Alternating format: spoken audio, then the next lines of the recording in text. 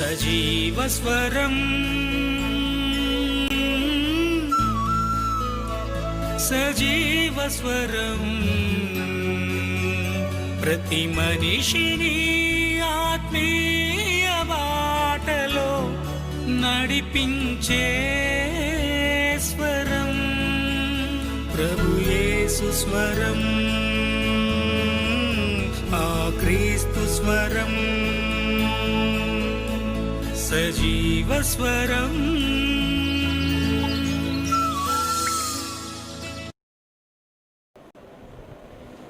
ఈ 2026 మీరు ఇచ్చిన ప్రవచనం నెరవేర్చుకోవడానికి సిద్ధంగా ఉన్నారు.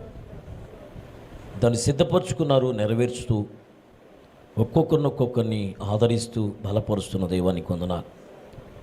పరిస్థితులను మార్చి సఖపరచగలిగిన దేవుడిగా ఉంటున్నందుకు నీకు వందనాలు. అపవాదికి అపజయమును దేవా మీ నామానికి మహిమ తెచ్చుకుంటున్నాను నీ కుమారుడైన యేసుక్రీస్తు ద్వారా. అందును బట్టి మీకు స్తుతి ఘనత మహిమ చెల్లిస్తూ విచేసిన ప్రతి ఒక్కరిని దీవెని కనుక మార్చమని యేసుక్రీస్తు నామంలో అడుగుచున్నాను నా పరమ తండ్రి, ఆమెన్ ఆమెన్. క్రీస్తు యేసు నామలందరికీ నా హృదయపూర్వక వందనాలు. దయచేసి అందరూ కూర్చున్నాం. ముందు పెట్టాను, దాని గురించి చివరిలో ఒక మాట చదివించాను మీ దగ్గర. ఆ మాట చదువుకున్నా. మత్తయి సువార్త 18:35.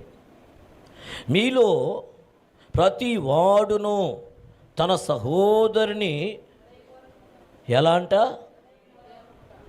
సరేలేపో అంటారు, కానీ లోపల మాత్రం ఇంత పెట్టుకుంటారు. ఏదో తప్పు చేసాం అనుకోండి. ఫర్ ఎగ్జాంపుల్ మన వేణులు అంటాడు, బ్రదర్ సారీ బ్రదర్ అంటాడు. నాకు తెలుసు అబ్బాయి గురించి.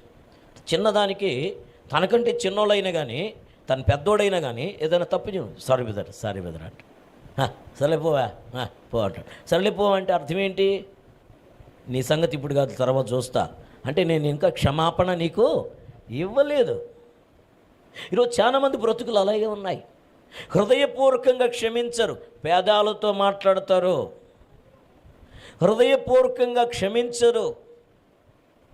వారు పేదాలతో మాటలతో okay brother it's all right, okay అంటారు, కానీ ఓకే చేయడానికి లోపల ఇంకా చాలా చెత్త అంతా ఉంటుంది. మీ ఎడలా చేయును అంటే నువ్వు ఎదుటి వ్యక్తిని క్షమించకపోతే హృదయపూర్వకంగా నా పరలోకపు తండ్రి మీ జీవితాలు కూడా ఇలాగే ఉంటారు. అంటే మీ బతుకులు మారవు, మీకు దమ్మిడి మిగలదు. ఇది వాస్తవం. పరలోక రాజ్యానికి వెళతామని భ్రమలో ఉంటున్నారు, కానీ పరలోక రాజ్యానికి వెళ్ళలేరు. కొంతమంది జీవితాలు ఎలా అంటే ఇక్కడ క్రైస్తవుడు, ఇక్కడ కూడా క్రైస్తవుడు, ఆ పక్క కూడా క్రైస్తవుడే, కానీ అవతలతో సమాధానం ఉండదు, యువతలతో సమాధానము ఉండదు. ఏం సమాధానం లేదంటే ఏదో ఒక రీతిగా కోడి వచ్చిందనో పిల్లి వచ్చిందనో కదా, ఈ పిల్లిల ముఖమా, పిల్లిలు ఎందుకు సాగుతున్నావు, దరిద్రులరా అని తిడుతూ ఉంటారు. అది వాళ్ళకి ఏదో వాళ్ళ ఇష్టం, అది పక్కన పెట్టారు. ఇవన్నీ పక్కన పెడితే ఒకసారి ఒక సందర్భం జరిగింది. ఓ సోదరుడు ఏం చేస్తున్నాడంటే తన చుట్టూ కాంపౌండ్ వాళ్ళు కట్టుకుంటున్నాడు. ఆ పక్కింటిలో ఒక సిస్టర్ వచ్చి ఈయనతో తగివేస్తాను, ఏందయ్యా రారి కూడా కడుతున్నాను. అదమ్మా మా కాంపౌండ్ వాళ్ళు కదా, మా చుట్టూ మేము కట్టుకుంటున్నాం. ఇదేంది ఇక్కడ కడుతున్నారు, అక్కడే కదా కట్టాలా. ఈ వ్యక్తిగా నేను కట్టుకోవాలనుకుంటే ఆ హద్దురాయిని అటుపక్క చూపించి ఇటుపక్క కట్టుకుంటున్నాను, అంతే కదంటే ఆ సిస్టర్ అంటుందట ఆ బ్రదర్తో, ఈ గోడ మీద పడిన నీళ్ళు అక్కడ మా ఇంటికి లోపలికి వస్తాను. ఈ ఆడబడినట్టువి సూరు గురించి మాట్లాడతాడు ఎవడన్నా, ప్రహరీ గోడ గురించి మాట్లాడతాడా? అది కూడా హద్దు వదిలేసి యువతలు కట్టుకుంటుంటే అప్పుడు ఈ బ్రదర్ అంటున్నాడు, వాన కురిసి నేను అడుగమ్మా, కారణం ఏంటంటే నా హద్దు ప్రహరీ గోడ కొట్టుకుంటున్నాను, దీని మీద నీళ్లు రాకుండా కావాలంటే నువ్వేదైనా పెట్టుకో అంటాడు. ఒకవేళ హద్దులో గోడేసి దానిపైన కప్పుగానేసి నీళ్లుగా అవతల పడేటట్టుగా చేస్తే ఇంటి మీద పడిన నీళ్ళు అవతలకి పడకుండా జాగ్రత్తగా చూసుకోవాలి. ఇది వాస్తవం. ఎందుకంటే ఈ సమాజంలో ఉన్న పరిస్థితులు అలా ఉన్నాయి. కానీ ఏదో ఒక రీతిగా ఎదుటి వ్యక్తితో సమాధానం లేని జీవితం. ఈ మధ్యకాలంలో దేవుని బిళ్ళారా ఒకరోజు చెప్తున్నా, సార్ మా పక్కింటి వాళ్ళతో పడలేకపోతున్నాం సార్ అని. ఏంటంటే సంగతి అంటే ఏమి లేదు సార్, ప్రహరీ కూడా వాళ్ళదేనంట, ప్రహరీ గోడ వాళ్ళదే, కాకపోతే వాన వల్ల బురదొచ్చి బురదంతా పడిపోయింది ప్రహరీ గోడకి బురద ఉందని చెప్పి నీళ్లు పోసి కడిగారండి. ఎవడ కడగమన్నాడు మా గోడని అన్నట్టు. ఏందంట ఎవడు కడగమన్నాడు గోడను అంటున్నా అంటే ఎక్కడ ఏదో ఒక రీతిగా అంటే తగు ఎట్ట వస్తుందని ఎవడు అన్నాడంట, ఇలా వస్తుందని చెప్పి ఇంకొకటి ఎవడు చెప్పాడంట. ఈరోజు సమాజం ఎలా ఉందంటే నెమ్మదిగా లేదు, ఎదుటి వ్యక్తిని క్షమించే స్థితిలో లేదు. ఎదుటి వ్యక్తిని క్షమిస్తున్నామని పెదాలతో చెప్తున్నారు, హృదయపూర్వకంగా క్షమాపణ చేయలేకపోతున్నారు. పిల్లరా, భార్య భర్తను క్షమించలేకపోతుంది, భర్త భార్యను క్షమించలేకపోతున్నారు. తల్లిదండ్రుల విషయంలో పిల్లలు క్షమాపణ చెప్పలేకపోతున్నారు. ఎదుటి వ్యక్తి విషయంలో దేవుని బిడ్డరా, మరి క్షమాపణ లేని క్రైస్తవ్యం అసలు క్రైస్తవ్యం కాదు.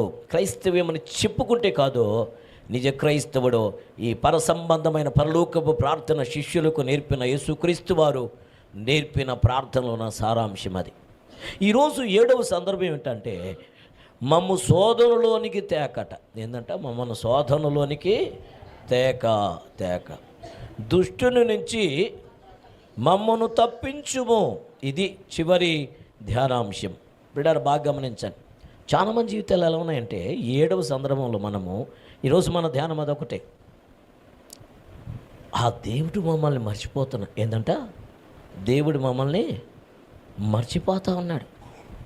మాకు శోధనలు వింటున్నారంటావా, మాకు శోధనలు ఎక్కువైపోతున్నాయంట. తెచ్చి అప్పే కానీ తీర్చి అప్పు కనబట్టలేదు. ఒక శ్రమ పోతే ఇంకొక శ్రమ వస్తావు, ఒకటి పోయింది కదండి ఇంకొకటి వచ్చేస్తుందట. చాలామంది ఇలా ఎవరి మీద బ్లేమ్ చేస్తున్నారు తెలుసండి, ఎవరి మీద దోషారోపణ చేస్తున్నారంటే బాగా ఆలోచించండి ప్లాన్. ఎవరి మీద చేస్తున్నారు? దేవుని మీద పెట్టేస్తున్నారు. బాగా వినండి ప్లాన్. దేవుడు కీడు విషయమై శోధించబడనేరడు. అండలం చేసుకొని ఈ మాట చాలామంది అనుకుంటున్నారు, దేవుడట మమ్మల్ని శోధిస్తున్నాడు, శోధనకి మమ్మల్ని అప్పగించేశాడు.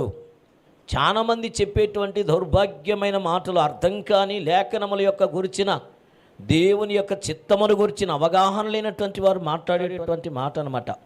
చూడండి, ఆయన మాట్లాడదు, దేవుడు కీడి విషయమై శోధించబడనేరడు, ఆయన ఎవనిని శోధింపడు గనుక ఎవడైనను శోధించబడినప్పుడు నేను దేవుని చేత శోధించబడుచున్నానని అనకూడదు. అంటున్నావు అంటే నీకు వాక్యము తెలియదు. అంటున్నావు అనంటే దేవుని గురించిన ప్రేమ నీకు తెలియదు. ఇలా అంటున్నావు అనంటే అసలు దేవుడే నీకు తెలియదు, పేరు చెప్పుకుంటున్నావు అంతే. ఈ don't know who you worship. నువ్వు ఎవరిని ఆరాధిస్తున్నావో ఆయన నీకు అర్థం కావట్లేదు. ఆయన ఎవరిని శోధించడు, శోధనలో ఉన్న వారిని తప్పించువాడు ఆయన. శోధనలోంచి తప్పించడానికి దేవుడు ఇష్టపడుతున్నాడు. ఈరోజు కారణం ఏంటంటే ఎవడికి వాడు స్వయంకృత అపరాధములనే, ఈ యొక్క స్వకీయమైనటువంటి దురాశ వలనే దేవుడు ఆయన ఎవరిని శోధించడు గనక ఎవడిలను శోధించబడినప్పుడు నేను దేవుని చేత శోధించబడుచున్నాను అనకూడదట. ప్రతివాడును తన స్వకీయమైన దురాశ చేత ఎడవబడి మరలు కొల్పబడిన వాడై శోధించబడను. మరి అపోస్తలుడైన పౌలు గారు కొరింథీ సంఘంతో మాట్లాడుతూ, కొరింథీ సంఘం అంత మంచిగా లేదు, అప్పుడు పరిస్థితులు భారంగా ఉన్నాయి, ఒకరితో ఒకరు నెమ్మది లేని పరిస్థితులు కనబడుతున్నాయి. అప్పుడు చాలా క్రైసిస్ అంటే శోధనలు, శ్రమలు, ఇబ్బందులు కనబడుతున్నాయి. ఎలాంటి పరిస్థితులు ఆయన మాట్లాడుతాడు కొరింథీ మొదటి పత్రికలో 10వ అధ్యాయంలో చూడండి. ఇప్పుడు ఆయన ఎలా మాట్లాడుతాడు, 10వ అధ్యాయము 12వ వచనం చూడండి ఏం మాట్లాడుతాడు. తాను నిలుచుచున్నానని తలంచుకున్నవాడు పడకుండానట్లు జాగ్రత్తగా చూసుకొనవలెను. అండర్లైన్ చేసుకున్న అక్కడ చాలామంది అంటారు, అస్సలు నాకు వచ్చే శోధన అయితే నువ్వు చచ్చిపోయింది ఎప్పుడు అంటారు పక్కన వాళ్ళతో. నాకు వచ్చే నమ్మదగినవాడు, మీరు సహింపగలిగినంతటి కంటే ఎక్కువ సహించుకోవడానికి, సహించగలిగిన దానికంటే ఎక్కువ పెట్టాడంట. నువ్వు ఎంత మోయగలవు అంతే పెడతాడు. అంత మోయగలిగితే మోస్తూ ఉన్న నీతో అంటాడట, నువ్వు మోస్తున్నావు కదా కాబట్టి ఎవరినో కొన్ని సపోర్ట్ ఇస్తానట, ఏదో ఒక రీతిగా దాన్ని తప్పిస్తాడట. బా, ఎంత ప్రేమ కలిగిన దేవుడా. ఈ శోధన ఎందుకు రావాలి? శోధన సహించినంత వరకే ఎందుకు ఇవ్వాలి? శోధన గురించి ఆయన మాట్లాడుతూ తాను నిలుచున్నానని తలంచుకున్నవాడు పడకుండాట్లు జాగ్రత్తగా చూసుకుని. సాధారణ మనుషులకు కలుగు శోధన తప్ప మరి ఏది మీకు సంభవింపలేదు. దేవుడు నమ్మదగినవాడు. ఎలా? తల్లిలాగా. ఆయన అంటే తల్లికున్నదా తండ్రికున్నదా నీ ప్రేమ జాలి యేసయ్యా, కన్న బిడ్డలకైనా నీ ప్రేమ లేదు యేసయ్యా. తల్లికున్నదా తండ్రికున్నదా నీ ప్రేమ జాలి యేసయ్యా. అన్నదమ్ములకైనా కన్న బిడ్డలకైనా నీ ప్రేమ లేదు యేసయ్యా. ఎందుకంటే ఎక్కువ ఆయన మిమ్మల్ని శోధించబడనీయడు. అంతేకాదు సహింపగలుగుటకు ఆయన శోధనతో కూడట తప్పించుకున్న మార్గాన్ని ఆయన చూపిస్తాంట. హల్లెలూయా. ఏమివ్వగలమండి? శోధన వస్తుంది, తప్పించుకునే మార్గం కూడా పక్కనే ఉంటుందట. మీ బాధ తెలుసుకులారా, తన కుమారుడు తన కళ్ళ ముందు తీసుకొచ్చింది. తన కుమారుని యొక్క చావును చూడలేక అంత దూరం విడిచిపెట్టి దూరం వెళ్ళిపోయి ఏడవడం మొదలెట్టి, నా కుమారుని చావు నేను చూడలేనయ్యా, నన్ను చూపించొద్దు ప్రభు అని ఏడుస్తూ ఉంది, అంగలారుస్తుంది. అప్పుడు కళ్ళు తెరిచినాడు ప్లారా. ఆమె నేత్రం మండు టెండలో మకాయడారిలో దాహముతో తనయుడు తల్లడిల్ల హగరుతో మాట్లాడితివే, ఆత్మనేత్రములో తెరచితివే. హగరుతో మాట్లాడితివే, ఆత్మనేత్రములో తెరచితివే, ఆత్మనేత్రములో తెరచితివే. కనులు తెరువుమయ్యా, నా కనులు తెరువుమయ్యా యేసయ్యా, కనులు తెరువుమయ్యా. అక్కడ అంటాడు, చూచుచున్నానను కొంటిని గాని, చూచుచున్నానను కొంటిని గాని, చూడకనేనే అందుడనైతిని, నీ మహిమను చూడక అందుడనైతిని, అందుడనైతిని. కనులు తెరువుమయ్యా, నా కనులు తెరువుమయ్యా యేసయ్యా, కనులు తెరువుమయ్యా. విషయం అనేక మందికి అర్థం కావట్లేదు.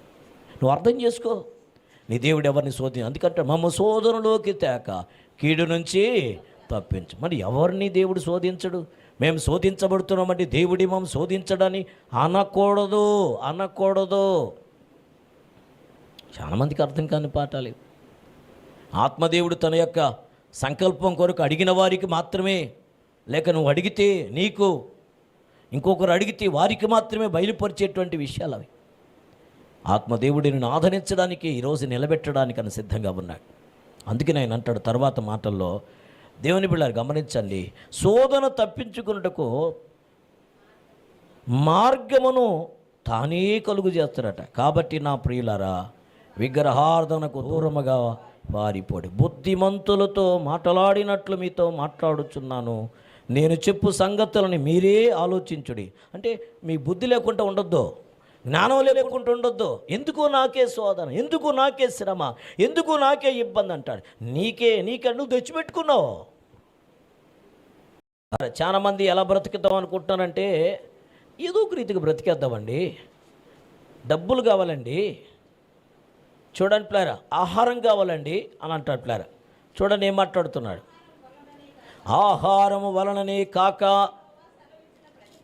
యెహోవా సెలవిచ్చిన ప్రతి మాట వలన నరులు బ్రతుకుదురు అని నీకు తెలియచేయుటకు దేవుడు ఏం చేస్తాడంట నుంచి. కొంతమంది ఏం చేస్తారంటే చూడండి ప్లార్, ఆయన మాట్లాడుతున్నాడు.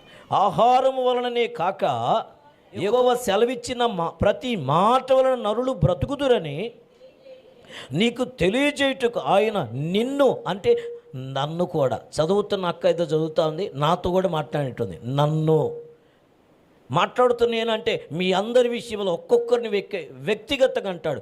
నిన్ను అణచి నీకు ఆకలిని కలుగజేసి, నీవే కానీ నీ పితరులే కానీ ఎన్నడూ ఎరుగని మన్నాతో, ఈ ఆకలికి అణచడానికి మన్నా బహుమానంగా దేవుడు ఇచ్చేశాడు. ప్రైజ్ ది లార్డ్, హల్లెలూయా. ఈ శోధన తర్వాత ఆశీర్వాదం వచ్చేస్తుంది. అంటాడు భక్తుడు, శోధించబడి మీదట నేను సువర్ణమై మారెదను. హల్లెలూయా, హల్లెలూయా, హల్లెలూయా. ఆమేన్. శోధన లేకపోతే సువర్ణంగా మారు నేను మట్టే, నా బ్రతికింతే. లేక ఎందుకు కొరగానటువంటి ఒక విశ్వాసిగా ఉండాల్సిందే, ఏదో సాదాసీద విశ్వాసిగా ఉండాల్సిందే. కానీ నా జీవితము సువర్ణంగా ఉండాలి, దేవుడు ఇష్టపడేటువంటి పాత్రగా ఉండాలి, విలువైన పాత్రగా ఉండాలి, మహిమ కలిగిన పాత్రగా ఉండాలి. ఆ మహిమ కలిగిన రాజుతో యుగ యుగములు మారని ఆ సన్నిధి నేను అనుభవించాలంటే శోధనకు అప్పగించబడాలి. బ్రదర్, అర్థం కావట్లేదు. శోధన, శ్రమలు, ఇబ్బందులు వచ్చేసి బ్రదర్ నోరు ఎండుకోబోతుంది బ్రదర్, కాళ్ళు నొప్పులు వస్తున్నాయి బ్రదర్, నడువులు పడిపోతాయి. అయినా నువ్వు సాగాలి, ఆగిపోక సాగిపోవాలట. ఎందుకు మోషే వారు ఎందుకు ఆగిపోయినారంటే మార్గాయాసమయ్య అంటాడు దేవుడు. దేవుని దగ్గర మార్గాయాసం అంటే వారు నడవలేకపోతున్నారయ్యా, వారు కూర్చోలేకపోతున్నారు, ఎక్కడంటే అక్కడ పడిపోతున్నారయ్యా, అందుకే వారు ఆగిపోయినారు. అదే కాకుండా ఆయన నుండి తోడున్నాడు లేడు అర్థం కావట్లేదయ్యా, మాకు అద్భుతం చేస్తాడో తెలియదు, వాగ్దాన భూమికి చేస్తాడో తెలియదయ్యా అనుకుని వాళ్ళు యాతన పడుతున్నారని ఆగిపోక సాగిపోమన్నాడు. మేము అసలు నడవలేకపోతుంటే ఆగిపోకూడదు, సాగిపోవాలంట. ఈరోజు చాలామందికి ఆశీర్వాదాలు రావాలి, కానీ దేవుని బిడ్డారా ఎవడంటాడు పడుకుంటున్నారు, ఆగిపోయి నిలబడుకుంటే పర్వాలా. ఈరోజు నిలబడుకుని పక్కన పెడితే పూర్తిగా దేవుని బిడ్డలు ఏసీ వేసుకొని ప్రశాంతంగా పడుకుంటున్నాం, కానీ ఆశీర్వాదాలు మాత్రం మనకు రావాలనుకుంటున్నారు. పరలోక రాజ్యం మనం సొంతం అయిపోవాలనుకుంటున్నారు. లేదు, అంత ఈజీ ఏం కానీ కాదు. పరలోక రాజ్యం నువ్వు నేను అనుకున్నంత ఈజీగా లేదు, సేవకులు చెప్పినంత ఈజీగా అంతకంటే లేదు. దాని కొరకు నువ్వు ప్రయాసపడాలి, నువ్వు దాని కొరకు ప్రయత్నం చేయాలి. ఈరోజు నెలలో జీతం వస్తుందో తెలీదు, ఈ నెలలో కరెక్ట్గా టంచినగా స్టేట్ గవర్నమెంట్ సెంట్రల్ గవర్నమెంట్ ఇస్తుందో తెలీదు. దాని కొరకు ప్రత్యేకమైన టెస్ట్, ప్రత్యేకమైనటువంటి ట్రయల్స్.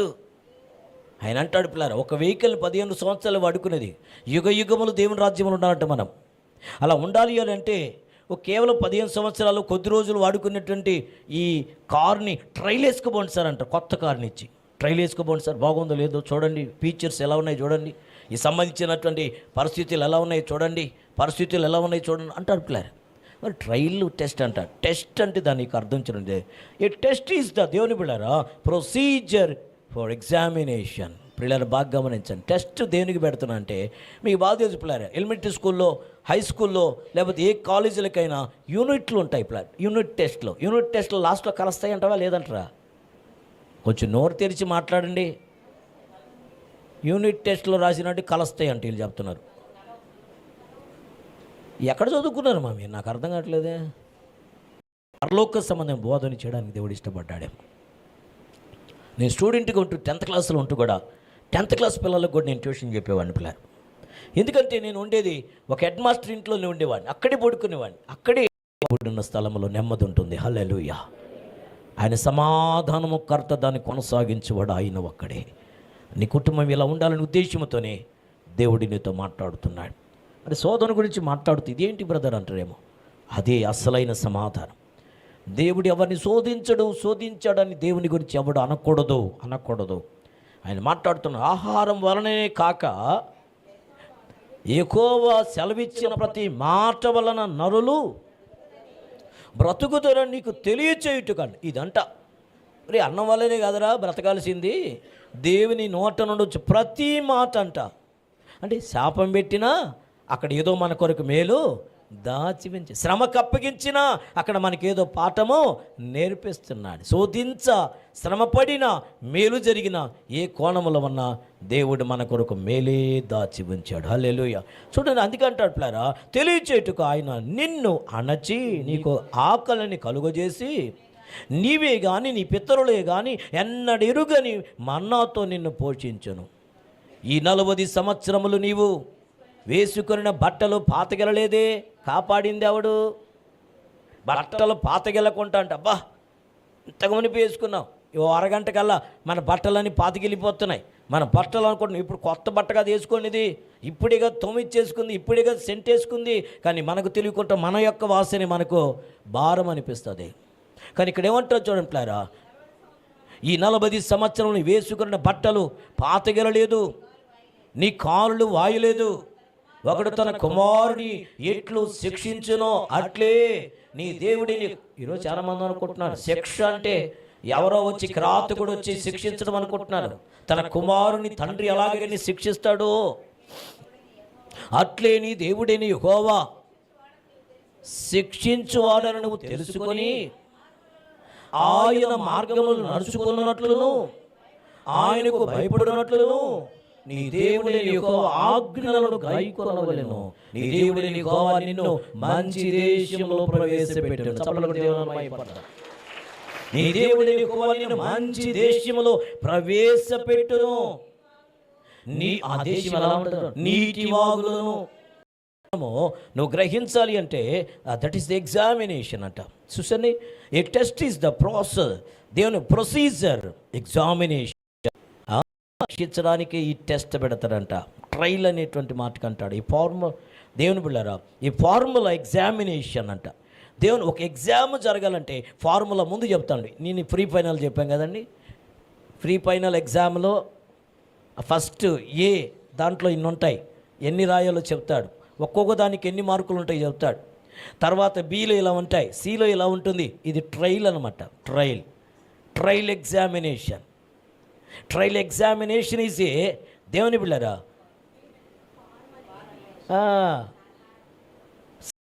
అర్థమవుతుంది. 42,000 నేను బుద్ధి తక్కువయ్యి. ఏంటి ఆ మాట అంటే, శ్రమ ఎందుకు వస్తుందంటే మేలు కొరకేనంట. హల్లెలూయా.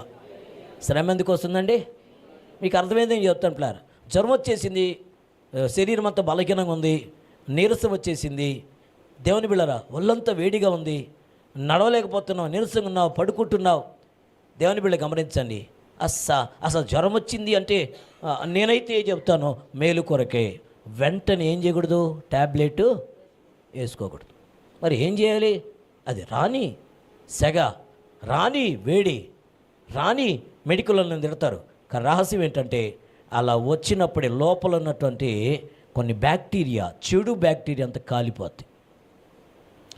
నీరసంగా ఉంటారు అప్పుడు దాకా కదండి. ఆ మొక్క తిని, ఈ మొక్క తిని, ఆ బిర్యానీ తిని, ఫ్రైడ్ రైస్ తిని, ఏమంటారండి, పానీపూరి తిని. ఏం పూరి?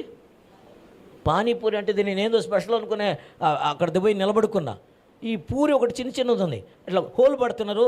ఆ హోల్ లోపల నీళ్ళు ఏదో గ్రీన్ ఇంకులు ఉన్నాయి, గ్రీన్ కలర్లో ఉన్నాయి. గ్రీన్ కలర్లో నీళ్ళు పోతున్నారు, దాని లోపల ఏందో సొండలు పక్కన పెడుతున్నారు. ఇట్లా పెడుతున్నారు, ఆ లొట్టక్కన వేసుకో దూడలు తింటలా అటు తినేస్తున్నాను అనమాట. పానీపూరోడు ఇంత ఎత్తుకొస్తున్నాడు, గంటన్నర కల్లా దేవుని వాళ్ళు జవరి వేస్తున్నారు. జవరి తినేటువంటి వాళ్ళందరూ సన్నగా ఉన్నారు. చిన్నపిల్లకాయలు పాపం 20 సంవత్సరాలు ఉంటాయి. కాకపోతే వాళ్ళు ఎలా ఉంటున్నారంటే పెద్ద పేపాల్లాగా ఉన్నారు. ఒక్కొక్కడు పానీపూరి తినేవాడు ఎట్లా అంట చెప్తున్నాడు. శోధన ఎందుకు వస్తుంది, శ్రమలు ఎందుకు వస్తాయి అంటే మన మేలు కొరకే. శ్రమ యొక్క ఉద్దేశం ఏమిటో తెలుసా అండి? ఒక వచనం చదువుకొని ప్రార్థన చేసుకుందాం ప్లార్. చూద్దాం మాట. శ్రమ యొక్క ఉద్దేశం కొరింథీ 2వ పత్రికలో ఒక మాట అంటాడు ప్లారా. చూడండి, కొరింథీ 2వ పత్రిక 1వ అధ్యాయం 4 నుంచి కొన్ని వచనాలు. శ్రమ యొక్క ఉద్దేశం బాగా గమనించండి ప్లారా. దేవుడు మమ్మును ఏ ఆదరణతో ఆదరించుచున్నాడో ఆ ఆదరణతో అండర్లైన్ చేసుకుని అక్కడ ఎట్టి శ్రమలలో ఉన్నవారినైనను ఆదరించుటకు శక్తి గలవారు మగునట్లు ఆయన మా శ్రమ అంతటిలో మమ్మును. దీని అర్థం ఏంటి? మనకు శ్రమ ఎందుకు వస్తుందంటే శ్రమలో ఉన్నవారిని ఆదరించుటకు. హల్లెలూయా.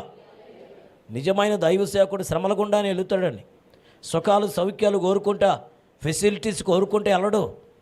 నేను రాగానే ఇలా ఉండాలి, అలా ఉండాలి, ఫెసిలిటీస్ ఇలా ఉండాలి, నేను కూర్చోడానికి ఇలా ఉండాలి, నేను తినడానికి ఇది ఉండాలని చెప్పడు. ఓ సోదకుడు దేవుని బిళ్ళారు మొదట తన దాకా వచ్చి తర్వాత బొమ్మని చెప్తాడు. ఎక్కడికి? విశ్వాసుల దగ్గరికి. ఒక వ్యక్తి శోధించబడడానికి ఒకే ఒక అనుభవం ఏంటంటే చూడండి, నేను మాట్లాడుతున్నట్లేరా, మరి దేవుడు మమ్మును ఏ ఆదరణతో ఆదరించుచున్నాడో ఆ ఆదరణతో ఎట్టి శ్రమలలో ఉన్నవారినైనాను ఆదరించుటకు శక్తి గలవారు మగునట్లు ఆయన మా శ్రమ అంతటిలో మమ్మను, అంటే మేము శ్రమ పడుతున్నాము, ఆదరించబడుతున్నామేమో మీ శ్రమలలో మిమ్మల్ని ఆదరించడానికి ఆమె రెడీ అంటాడు. హల్లెలూయా. చూడండి 4 నుంచి మరి 11 దాకా చదువుకుంటే చాలా వివరణ అక్కడ కనబడతాయి పిల్లారా. చూడండి, క్రీస్తు యొక్క శ్రమలు మాయందే ఎలాగున విస్తరించుచున్నావో అలాగుననే క్రీస్తు ద్వారా ఆదరణ మాకు విస్తరించుచున్నది. మేము శ్రమ పొందినను మీ ఆదరణ కొరకు, రక్షణ కొరకు పొందుదుము. మేము ఆదరణ పొందినను మీ ఆదరణ కొరకే పొందుదుము. ఈ ఆదరణ మేము కూడా పొందుచున్నట్టు ఆశ్రమలను ఓపికతో సహించుటకు కార్యసాధకమై ఉన్నది. అంటే ఒక వ్యక్తి శోధించబడితే కార్యమును ఖచ్చితంగా సాధించేస్తాడు. హల్లెలూయా. కొంతమంది మనోళ్ళు చాలా ఈజీగా చెప్పేశారు పెద్దోళ్ళు, ఏంటంటే అంత తొందరపడబాక కదా. ఏమన్నా అండి, చెంబుడు నీళ్ళకే ఉలిక్కి పడితే ఎన్ని ఉన్నాయంట, బాగానే ఉన్నాయంటే నీళ్ళు. అవన్నీ ఎలా చేయాలి? మనోళ్ళు ఉలిక్కి పడతారు. అంత పడొద్దు, చాలా ఉంది శ్రమ. అంత పూర్తయితేనే కదా విజయం. జయించిన నీ జీవితంలో దేవునితో యుగయుగములు ఉండాలి అంటే ఈ శ్రమ అనుమతించబడుట అనేది ఎంతైనా అవశ్యం. కావాలంటే ఇంటికెళ్ళి చదువుకోండి. అక్కడ తెస్సలోనికీయులకు రాసిన 2వ పత్రిక 1వ అధ్యాయం 5వ వచనములో కూడా ఈ మాట వ్రాయబడుతున్న సమయం లేదు పిల్లలు. మెట్టుకో శ్రమ మేలు నిమిత్తమే అనుగ్రహించబడుతున్న నంబర్ 1. ఇంకా అంటాడు, శ్రమ యొక్క ఉద్దేశం ఏమిటి అంటే నీవు ఆదరించబడతావు. అనేక శ్రమల్లో ఉన్న వారిని నీ ద్వారా దేవుడు నేను వెళ్ళొచ్చాను కదా. అందుకనట్టు పిల్లారా, నేను శోధించబడ్డాను, విజయం పొందాను.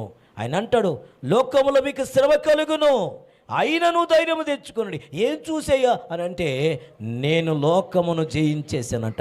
అంటే లోకముల శ్రమలన్నీ నాయందే నేను అనుభవించి జయించేశాను. నేను జయించాను కనుక మీకు జయం ఇవ్వడానికి ఆయన రెడీ అంటాడు దేవుడు. హల్లెలూయా. ఎవరండి విజయం ఇచ్చేది? ఆ యేసే. ఎవరు తప్పిస్తాడు? ఆ యేసే. ఎందుకంటే తను తప్పించబడ్డాడు. శోధన గుండా వెళ్ళడానికి రోజు తను శ్రమ అనే వలయము గుండా, శ్రమ ఇబ్బంది అని క్రైసిస్ గుండా వెళ్ళి చివరికి ఆయన జయించి తిరిగి లేచాడు. ఎందుకంటే నీకు నేను జయమిచ్చేస్తా. హల్లెలూయా. నేనంతా పూర్తి చేసుకొని వచ్చేసా కదా. ఈ పజిల్ అంతా నేను పూర్తి చేసేసా. నువ్వు పజిల్లో భయముతో కలవరముతో ఉన్నావేమో, నేను విజయం ఇవ్వడానికి ఆయన రెడీ.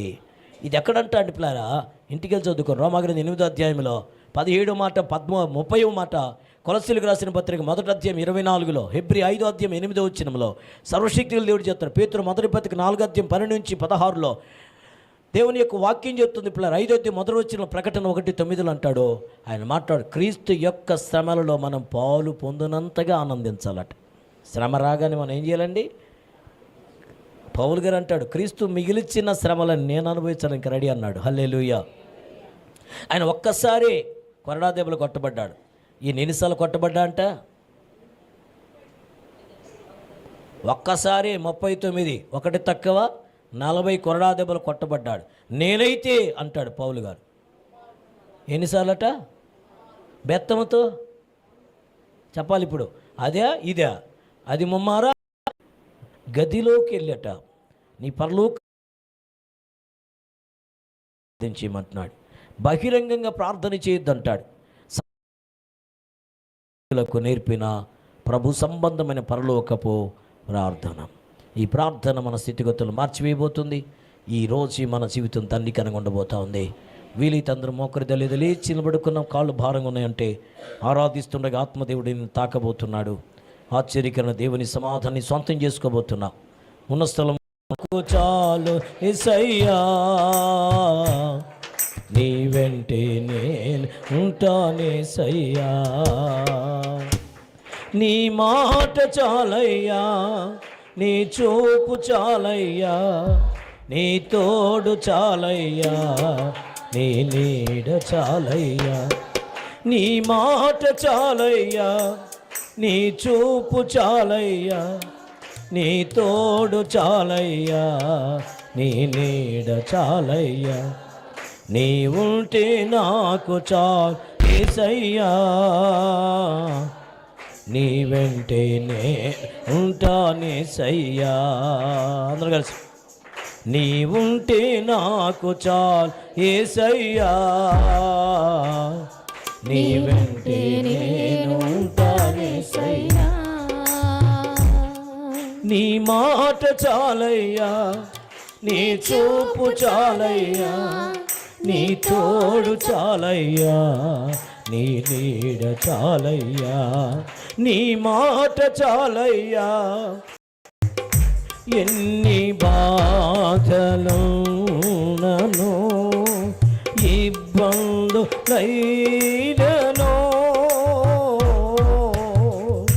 ఎంత కష్టమొచ్చినా నిష్ఠురమైనను,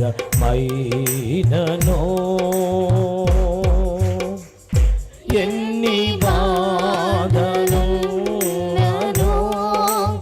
ఇబ్బందులైనను,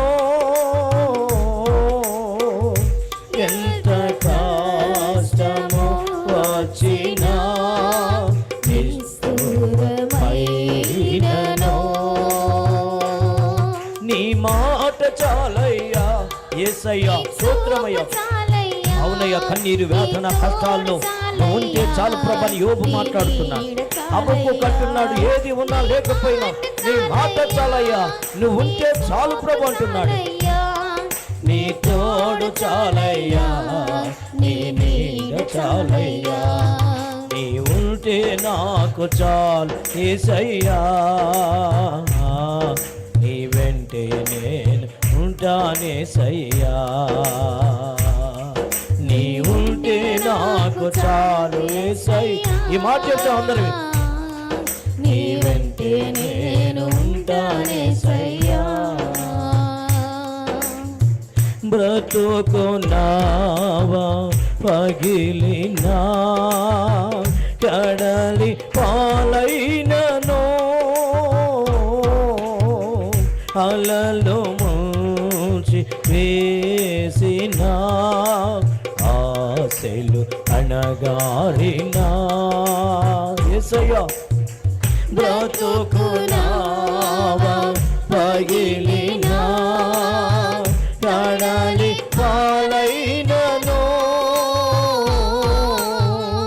అలలు ముంచి వేసినా ఆశలు అణగారినా,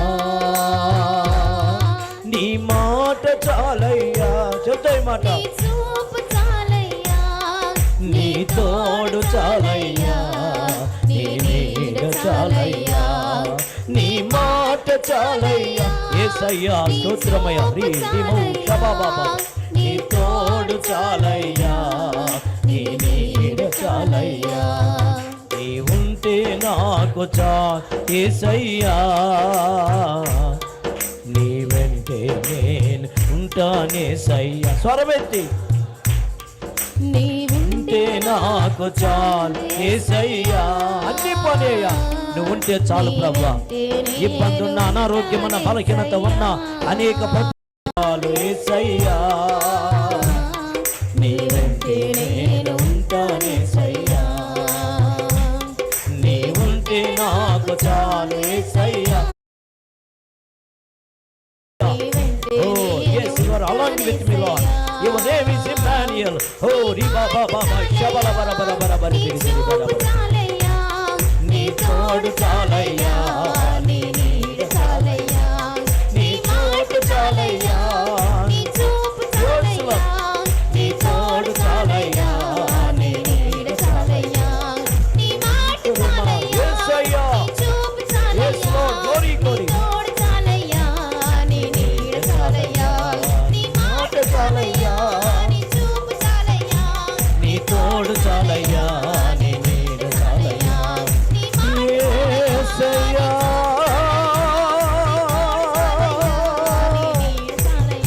మాట చాలయ్యా, నీ చూపు చాలయ్యా, నీ తోడు చాలయ్యా, నీ నీడ చాలయ్యా. చేతులు పైకెత్తుదాం. ఎలా ఉండాలంటే అలా ఉందాం.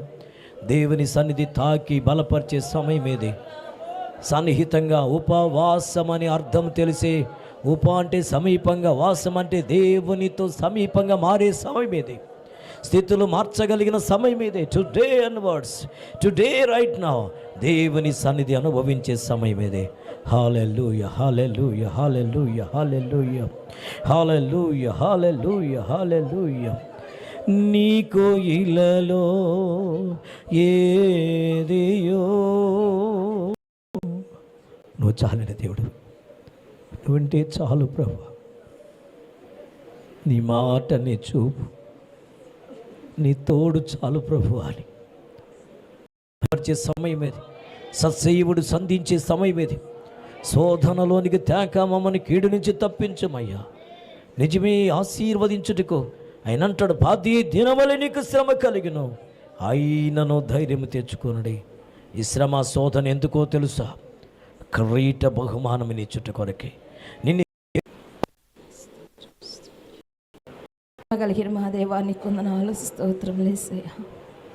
గడిచిన శుక్రవార దినం నుంచి నాయన ఇప్పటి వరకు తండ్రి నాయన నీ ఉచితమైన కృప ద్వారా తండ్రి నాయన మమ్మల్ని కాచి కాపాడి ప్రభా తండ్రి, మరలా ప్రభానైనా శుక్రవారం ఉపవాస కుడికిలో ప్రభానైనా మమ్మందరినీ తండ్రి సమకూర్చిన దేవాన్ని కొందనాలు స్తోత్రములయ్యా.